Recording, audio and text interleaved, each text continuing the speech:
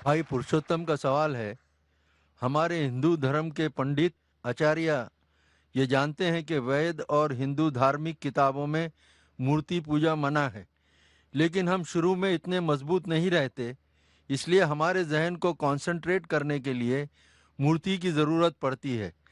जब जहन मैच्योर हो जाए तब मूर्ति की ज़रूरत नहीं।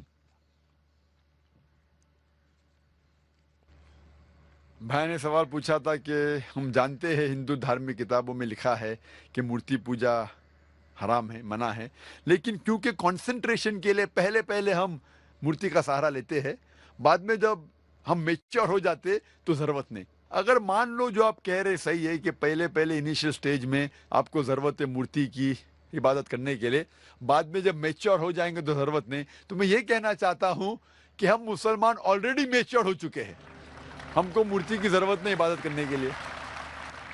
और एक वक्त, एक समय, एक पंडित मुझसे बहस कर रहे थे और कह रहे थे यही चीज़ कि मैं जानता हूँ कि मूर्ति पूजा हराम है, गलत है, लेकिन कंसंट्रेट करने के लिए ज़रूरत पड़ती। मिसाल दी उनने कि जब एक छोटा बच्चा पूछता है ये थंडर क्यों है, बादल क्यों गड़गड़ाते हैं, ये जब थंडर सुनते ना, या आसमान से आवाज़ जो आती है गड़गड़ाहट की, क्या है ये? तो पंडित कहने लगा हम कहते हैं बच्चे से, क्योंकि वो नहीं समझ पाता है, कि आए माँ चक्की पीसती है। आसमान में आई माँ, नानी चक्की पीस रही है, क्योंकि बच्चा है, क्या समझेगा।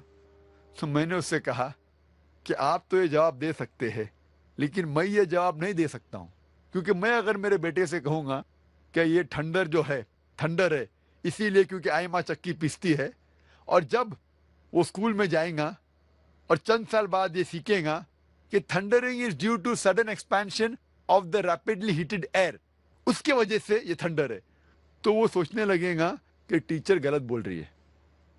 जब उसे पता लगेगा टीचर सही बोल रही है, फिर बोलेगा मेरा पिता झूठ बोल रहे थे। इस्लाम में झूठ बोलने की जरूरत ही नहीं, हक पूछने के लिए झूठ की जरूरत नहीं। हमें साफ साफ कहना चाहिए, हमें कहना चाहिए अच्छे अंदाज में क्यों ठंडर होता है। जब गलत जवाब देंगे तो कल पकड़े जाएंगे और फिर सही नहीं होगा। हमें अच्छे अंदाज में समझाना चाहिए हमारे बेटे को। अगर हमें नहीं पता क्यों है तो बोलिए हमें नहीं पता, लेकिन आज के बच्चे पूछेंगे अब्बा आपको क्यों नहीं पता, वो हमें मजबूर करते हैं तहकीक करने पे। तो इस्लाम में सफेद झूठ भी जायज नहीं है। और पंडित कहने लगा कि इनिशियल स्टेज में जब बच्चा फर्स्ट स्टैंडर्ड में होता है तो उस टाइम हम उन्हें इबादत के लिए आइडल का सहारा लेने के लिए कहते हैं, मूर्ति का सहारा। जब वो ग्रेजुएट बनता है उस टाइम उसे ज़रूरत नहीं पड़ती मूर्ति की। तो मैं उस पंडित से कहा, जब भी हम मैथमेटिक्स सिखाते हैं बच्चे को फर्स्ट स्टैंडर्ड में, बेसिक्स जो फंडामेंटल्स सिखाते हैं फर्स्ट सेकंड थर्ड में, वो मजबूत होना चाहिए। जब फंडामेंटल्स ही गलत है तो इमारत तो बिल्कुल गलत होंगी। फंडामेंटल्स कभी गलत नहीं हो सकते। मैथ जब सिखा रहे तो आप ट्रिग्नोमेट्री, लॉगरिथम तो बाद में सिखाइए, अलजेब्रा, लेकिन बेसिक तो सही सिखाइए। फर्स्ट और सेकंड में क्या 2 + 2 = 4। अगर मेरा बच्चा कहेगा 2 + 2 = 5, मैं कहूंगा नो प्रॉब्लम। आप जब 10th स्टैंडर्ड में आएंगे उस टाइम में कहूंगा 2 + 2 ≠ = 5 = 4।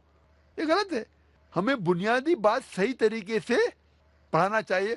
और वेद में बुनियादी बात है कि ईश्वर, खुदा का कोई भी प्रतिमा नहीं है, कोई भी आइडल नहीं है, कोई भी इमेज नहीं है। तो ये हम किस तरीके से कह सकते कि पहले चलेगा बाद में मैं सही करूं। जो चीज़ गलत है गलत है, ये हमारा फर्ज है कि उनको बताए कि आइडल वर्शिप गलत है, बुत परस्ती गलत है, और सही चीज़ है कि सिर्फ हम एक खुदा की इबादत करें जिसका कोई भी प्रतिमा नहीं है। Hope that answers the question.